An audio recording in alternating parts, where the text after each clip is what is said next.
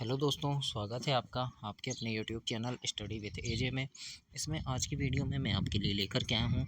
आज आपका वार्षिक परीक्षा वार्षिक मूल्यांकन था बच्चों, कक्षा छठवीं के बच्चों के लिए। तो इसमें आज आपका हिंदी का पेपर था, तो इसमें किस प्रकार के प्रश्न आपसे पूछे गए, उनके उत्तर कैसे लिखना है, पूरे 26 प्रश्नों के उत्तर मैं आज की इस वीडियो में दूंगा आपको। और दोस्तों, आपकी IMP प्रश्नों की वीडियोज़ मैंने डाला था चैनल पर, उसमें से काफ़ी सारे प्रश्न आज की परीक्षा में आपसे पूछे गए थे।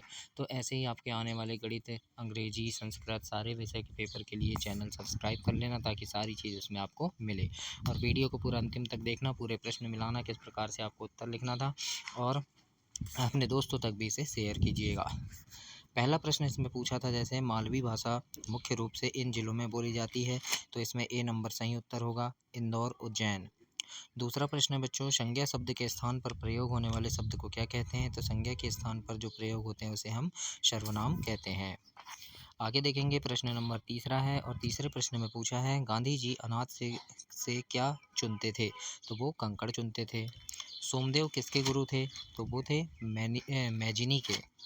और पांचवा है, गाय, बकरी, कुत्ता और शेर में भिन्न क्या है, तो इसमें देखो, गाय, बकरी, कुत्ता ये पालतू जानवर है, लेकिन शेर जो है जंगली जानवर है, इसीलिए ये अलग होगा, तो इसमें सी नंबर आएगा। इस प्रकार से आपको 5 तक ऐसे कंप्लीट करना था। इसके बाद देखेंगे, प्रश्न नंबर 6 से 10 तक रिक्त स्थान की पूर्ति करना है, खाली स्थान भरना है। छठवां प्रश्न देखते हैं, लिखा है, मंगल को अपने परिश्रम पर पूरा विश्वास था। वाणी के दुरुपयोग से स्वर्ग भी नरक में परिणत हो सकता है। अपनी भाषा को बिगाड़कर विदेशी भाषा के शब्दों की मिलावट से हम अपनी संस्कृति पर गहरा आघात कर रहे हैं। तो इस प्रकार से सही शब्द आपको खालिस्तान में लिखना था। 8वें खालिस्तान में आघात आएगा। 9वां देखते हैं, यह शीश काटने का मौका नंगे सिर झेला जाता है। और दस्तक का तुकांत शब्द मस्तक होगा। तो इस प्रकार से आपको प्रश्न 6 से 10 तक कंप्लीट करना था। आगे देखेंगे, अति लघुत्तरीय प्रश्न है 11 से 16 तक, जिसमें आपको 2 नंबर मिलेंगे हर एक प्रश्न के। काफ़ी सारे प्रश्न मैंने आपको जो वीडियोस भेजा था IMP प्रश्नों की, अभी 4-5 दिन पहले डाला था, उसमें से काफ़ी प्रश्न आज की परीक्षा में आए हैं। तो ऐसे और भी आप विषय के देखने के लिए चैनल को सब्सक्राइब कीजिएगा। देखते हैं, प्रश्न नंबर 11 है, सूर्य नमस्कार का अभ्यास कितनी स्थितियों में किया जा सकता है, तो उत्तर में लिखना था, सूर्य नमस्कार का अभ्यास 12 स्थितियों मतलब 12 आसन में हम करते हैं। आगे देखेंगे, अब 13 से 26 तक के प्रश्न उत्तर पूरे हम देखते हैं, 12 से 26 तक। तो 12 में लिखा है, ध्यान किसे कहते हैं, तो उत्तर में लिखना था, ध्यान एक मानसिक प्रक्रिया है जिसमें व्यक्ति अपनी चेतना को किसी एक वस्तु, विचार या गतिविधि पर केंद्रित करता है। 13 प्रश्न है, राजा ने स्वप्न में क्या देखा, तो उत्तर में लिखेंगे, राजा ने स्वप्न में देखा कि उसके सारे दांत टूट गए हैं।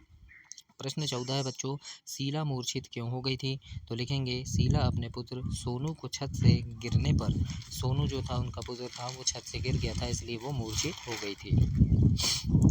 आगे देखेंगे, प्रश्न नंबर 15, और 15 प्रश्न में लिखा है, मिट्टी से बनने वाले 5 बर्तनों के नाम लिखिए। तो मिट्टी से क्या क्या बनता है, जैसे घड़ा, सुराही, मटका, दिया, कुल्हड़, है ना, तो ये मिट्टी से बनते हैं। तो इस प्रकार से आपको इसमें लिखना था।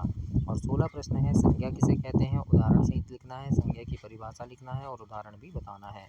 तो उत्तर में लिखेंगे, संज्ञा उस शब्द को कहते हैं या जिससे किसी व्यक्ति, वस्तु, स्थान या जाति या भाव के नाम का बोध हो, उसे हम संज्ञा कहते हैं, है ना। जैसे उदाहरण, राम, किताब, दिल्ली, गाय, ईमानदारी। तो इस प्रकार से आपको उदाहरण में लिखना था। 17 प्रश्न पूछा था बच्चों, कक्षा में शिक्षक के आते और जाते समय उनका अभिवादन कैसे करना चाहिए, तो उत्तर में लिखेंगे, कक्षा में शिक्षक के आते समय खड़े होकर उनका अभिवादन करना चाहिए। प्रश्न नंबर 18 है, लिखा है, झांसी की रानी पाठ की कवियत्री कौन है, तो लिखेंगे, झांसी की रानी पाठ की कवियत्री सुभद्रा कुमारी चौहान है।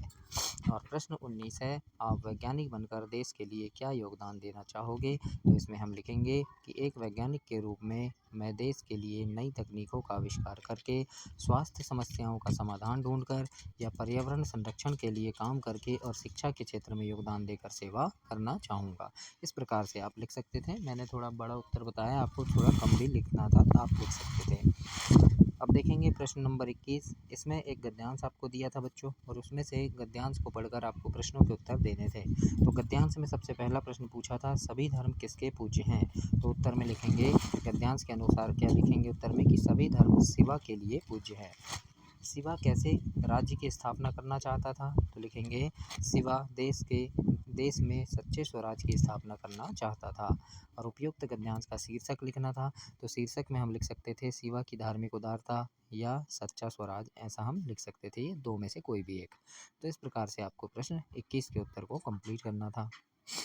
अब 22 प्रश्न आपसे पूछा है, योजक चिन्ह वाले कोई 4 शब्द आपको लिखने हैं जिनमें योजक चिन्ह हो, है ना, मतलब योजक चिन्ह यानी जोड़ने वाले चिन्ह, जैसे माता पिता, दिन रात, सुख दुख, धीरे धीरे, है ना, तो इनमें लिखा है, तो ऐसे 4 शब्द आपको लिखने थे।